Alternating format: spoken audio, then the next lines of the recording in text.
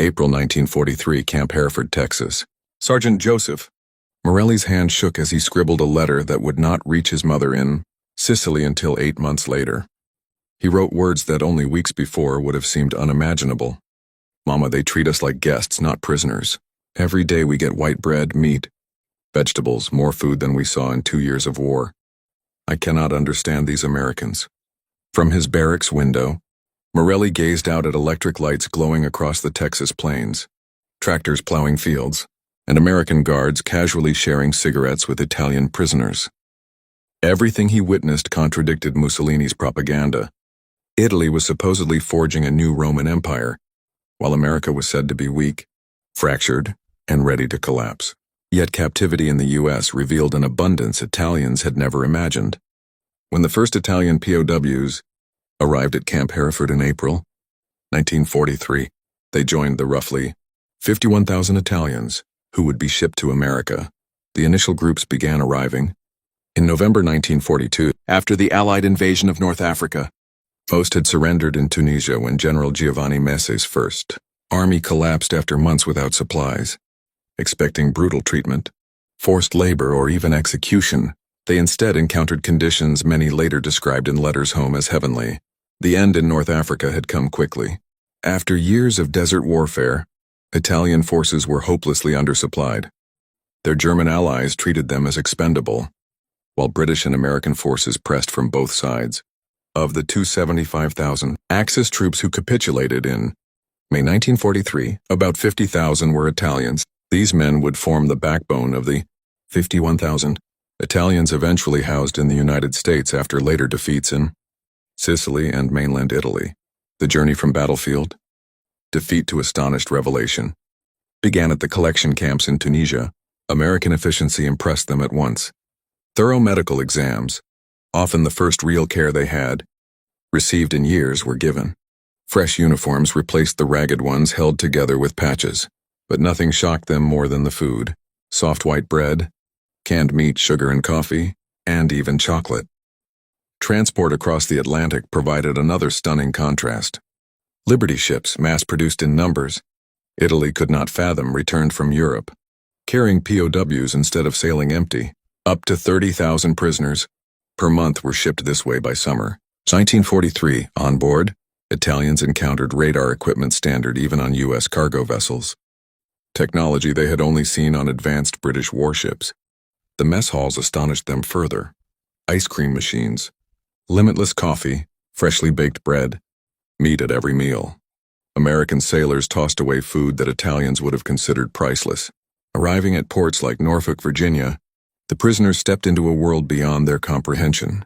The sheer scale of American ports, stretching miles, handling dozens of ships at once, was staggering.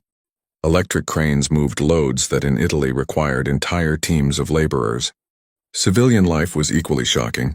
Parking lots full of workers' cars, brightly lit streets and shops overflowing with goods long absent in Italy. Even the trains that carried them inland were luxurious compared to expectations.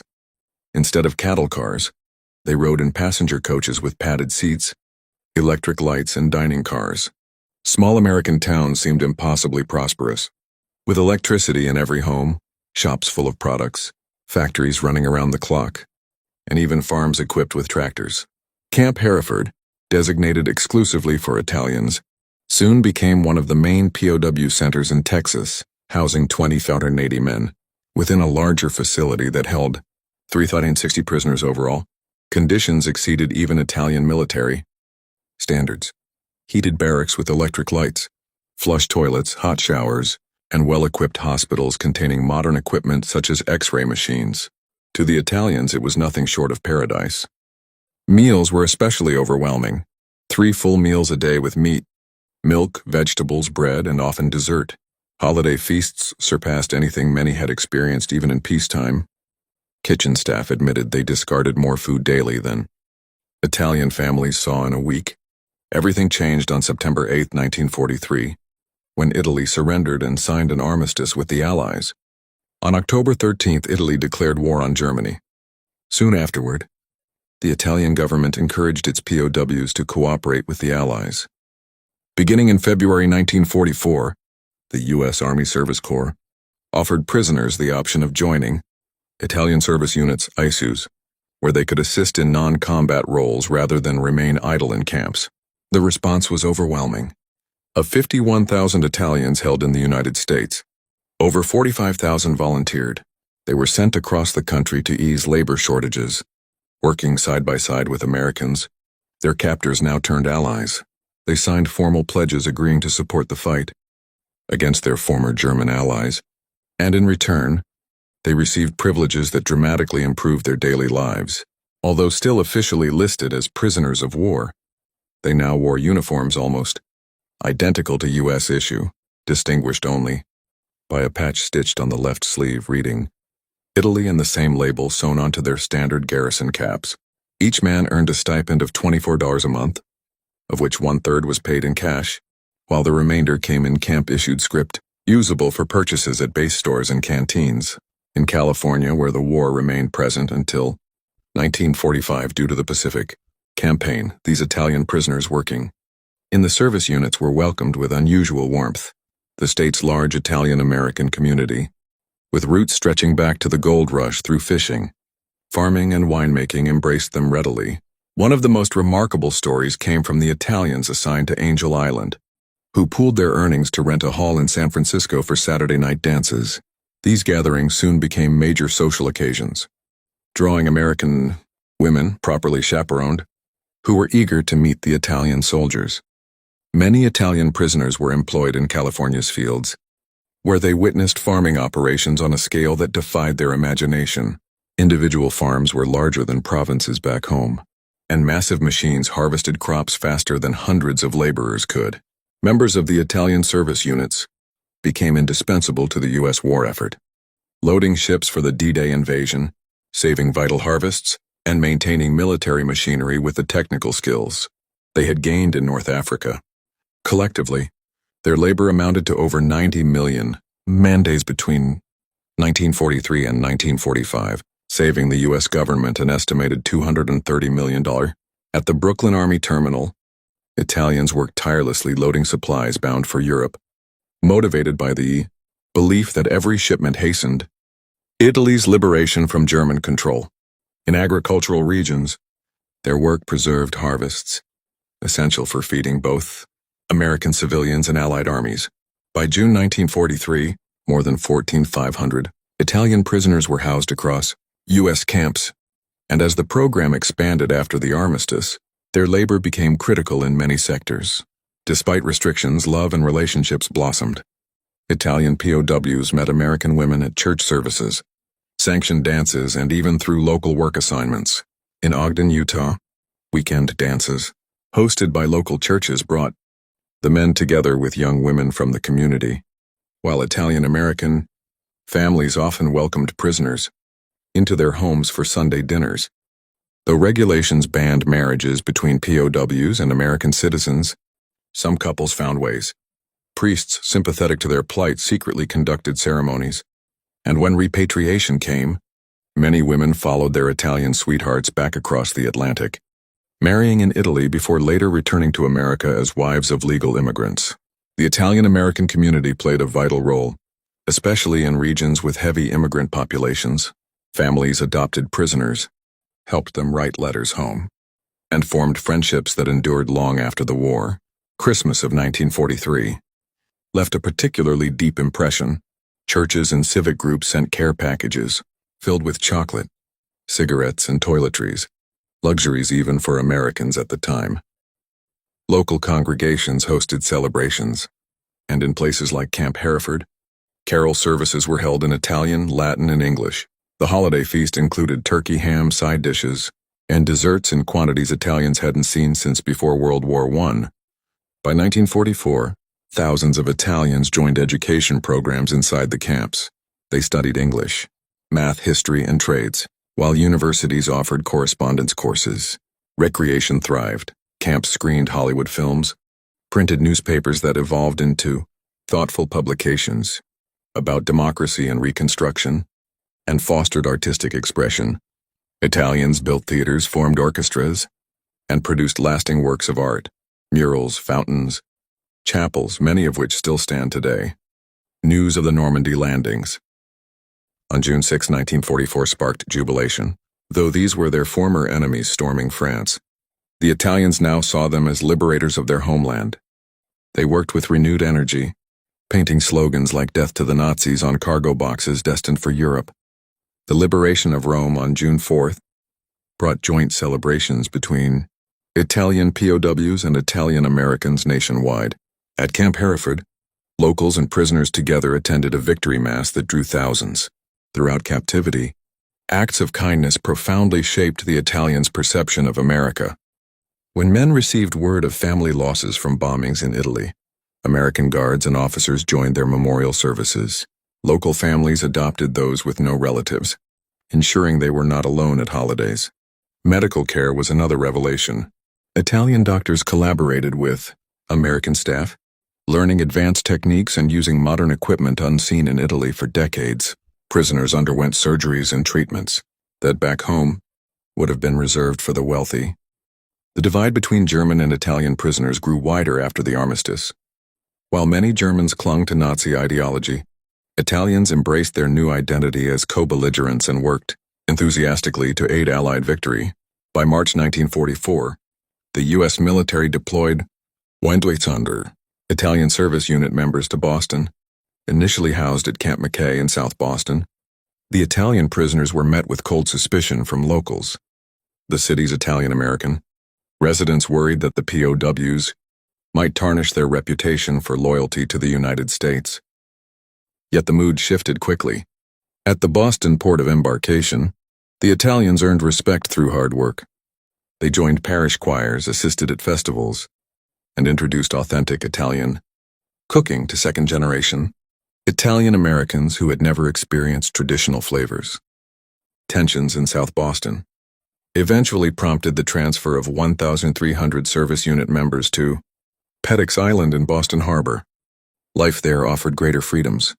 Trusted prisoners were permitted Sunday boat trips into Boston's North End, where they often shared meals with Italian American families. Across the country, Italian POWs were astonished by the scale of U.S. agriculture and industry. In California's Central Valley, they saw individual farms producing more than entire provinces back home. Massive harvesters completed in hours what would take weeks in Italy. Perfect fruit was discarded over minor imperfections, and whole fields were plowed under to stabilize prices. This abundance and the casual waste that accompanied it left the men stunned. Workers threw away half-eaten meals, left electric lights burning in empty rooms, and drove cars daily. Such scenes were unimaginable in wartime Italy, where families barely survived on rations. The prisoners worked in fields and aboard fishing boats, earning $8 per month. Even this modest pay seemed generous compared to what they had known, and many carefully saved their earnings to send home after the war. Their presence left a lasting imprint on American culture. They introduced bocce ball to local communities, taught families how to prepare genuine pasta and pizza, and helped ignite what would later become a multi-billion-dollar food industry. Artistic contributions endured as well. Fountains, murals, and chapels built by POWs can still be found in dozens of locations. Camp newspapers reflected their transformation. At first, articles focused on news from Italy, but soon they featured discussions about democracy, farming innovations, and visions for reconstruction after the war. These publications circulated widely among camps, spreading new ideas about governance and technology. On July 16, 1944, the 38th and 40th Italian Quartermaster service companies arrived at Rock Island, Arsenal from Pine Camp, New York. Their maintenance and logistical work proved so essential that American commanders later requested delays in their repatriation. Italian agricultural expertise also left a mark. POWs introduced techniques that improved crop yields, while their labor in canneries, shipyards, and depots freed thousands of Americans for frontline duty. Because of their efforts, fewer U.S. men needed to be drafted. The scale of their contribution was enormous. At its height in May 1945, the United States held 425,171 POWs, 371,683 Germans, 5,273 Italians, and 3,915 Japanese. Among the Italians, around 51,000 were spread across 21 camps in 18 states. Their combined labor totaled 90 million man-days, saving the government roughly $230 million, and ensuring critical harvests were brought in. Around 45,000 volunteered for the Italian service units, and fewer than 1% attempted escape. Many built lasting friendships with American families and corresponded for decades after returning home. Repatriation began in late 1945 but advanced slowly, as the U.S. still needed their labor during the transition to peacetime. Many Italians were reluctant to leave. America offered opportunity and friendship, while Italy lay devastated and occupied. When departures finally began, local communities turned out in large numbers to bid them farewell. Newspapers described the men not as prisoners but as friends. Between December 1945 and July 1946, the POWs returned to Italy carrying new knowledge of democracy, modern farming, and industrial methods. Many became key contributors to Italy's post-war reconstruction. True to their word, large numbers returned to the United States as legal immigrants, sponsored by employers, befriended families or American wives. They built new lives and thrived. Former prisoners founded businesses, especially in food and trade, linking the economies of both nations. Their children bridged two cultures, often rising to prominence as judges, officers, entrepreneurs, and civic leaders. Physical reminders of their experience remain.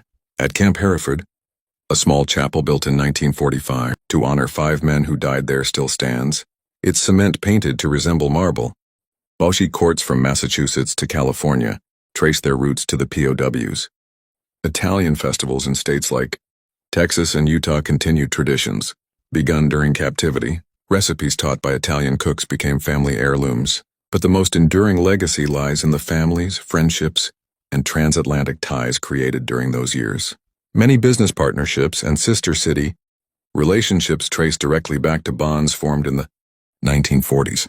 Historians agree that the Italian POW experience in America was uniquely successful at turning former enemies into allies.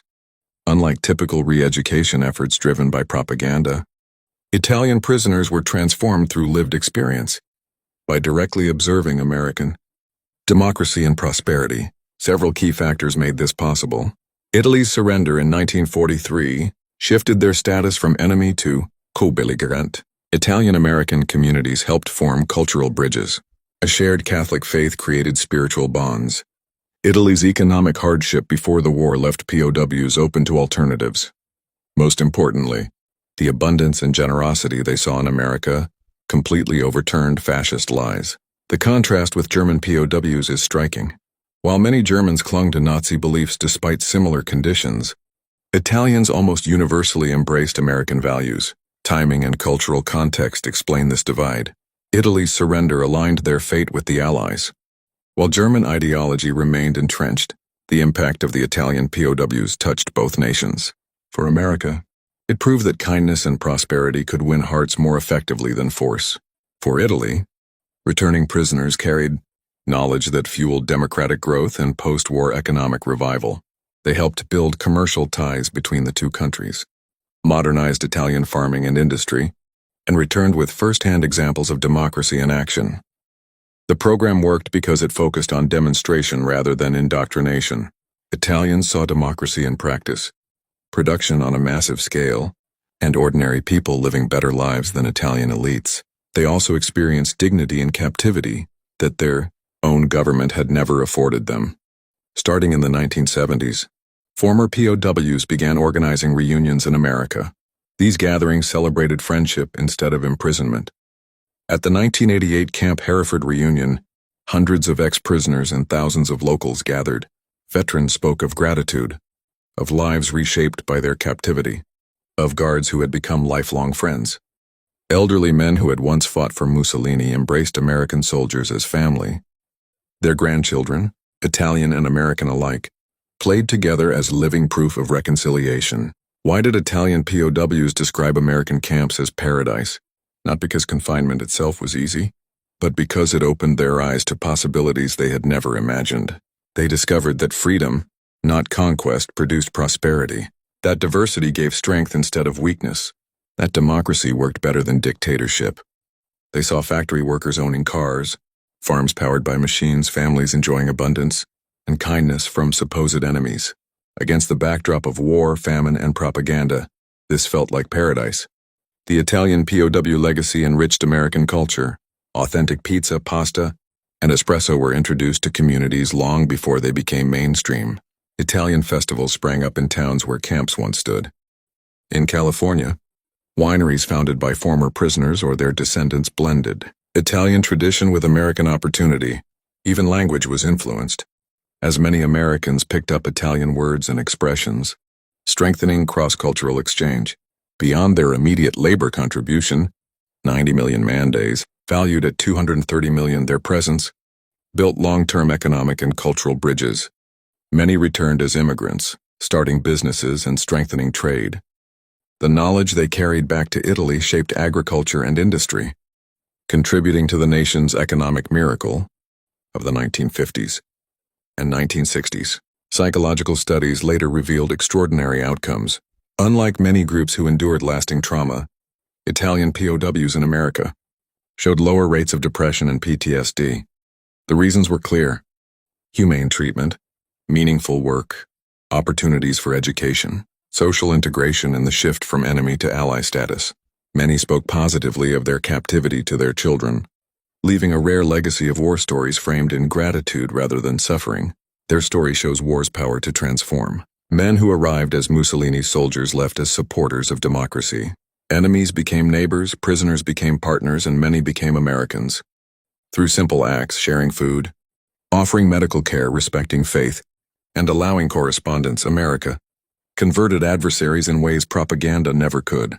The Italian POWs left a permanent imprint on American communities and on Italy's recovery. They proved that reconciliation was not only possible but powerful. They found paradise not in the camps themselves, but in the vision of what free society could achieve. Though most camps are gone, returned to farmland, or swallowed by suburbs, their legacy remains. At Camp Hereford, a small chapel built in 1945 still stands. In California, bocce courts echo with Italian voices. Across America, families trace their roots back to an Italian soldier who chose to stay. They came as warriors of a collapsing empire. They departed as builders of a democratic future. They arrived as prisoners. They discovered paradise. And in doing so, they built a friendship between two nations that no war could erase.